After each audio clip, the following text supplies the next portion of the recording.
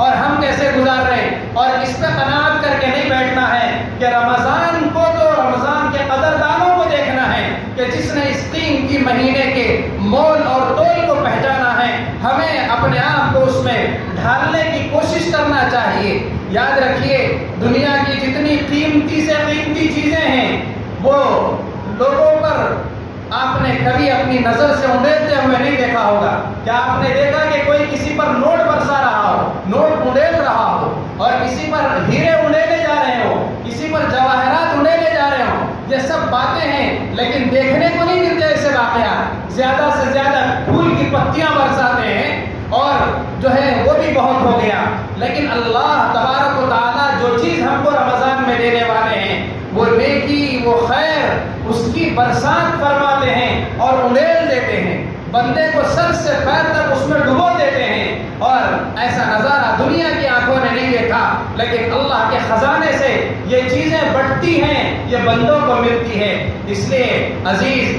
حاضرین کرام اور قابل قدر ماؤں اور بہنوں، رمضان کا مہینہ صرف ایسے نہیں گزارنا ہے کہ عبادت کرنی ہے، بلکہ اہتمام کرنا ہے۔ اہتمام کا لفظ یہ ہمّن سے بنا ہے، ہم کے معنی غم کھانے کے، یعنی ہمیں رمضان میں یہ غم کھائے جانا چاہیے کہ ہم زیادہ سے زیادہ رب کی نعمتوں کو، رحمتوں کو لوٹنے والے کیسے بن جائیں، اور صرف اپنی حد تک نہیں۔ ہم امت محمدیہ میں پیدا ہوئے ہیں تو ہمیں اپنے آس پاس کے رمضان کی فکر کرنا چاہیے کہ ہمارے ماتحت، ہمارے اڑوس پڑوس اور ہمارے ساتھ رہنے والوں کا رمضان کیسے گزر رہا ہے۔ ماں ہے تو اپنی اولاد کی، باپ ہے تو وہ اپنے ماتحتوں کی، اور بھائی ہے، دوست ہے، استاد ہے اور مربی ہے، تو ہر کوئی اپنے شاگردوں کی، اپنے ماتحتوں کی، اپنے پڑوس کی رمضان کی قدردانی پر غم کھانا چاہیے کہ ہمارا رمضان بھی اچھے سے اچھا گزرے اور ہمارے ساتھ والوں کا رمضان بھی۔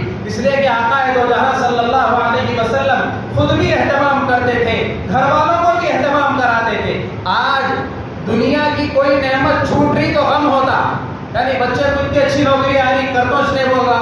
اور اتنا اچھا رشتہ آ رہا تو جیسے اس کے واسطے آمادہ ہی نہیں ہے، تو ان چیزوں کے چھوٹنے کا تو غم ہے۔ لیکن رمضان جیسے عظیم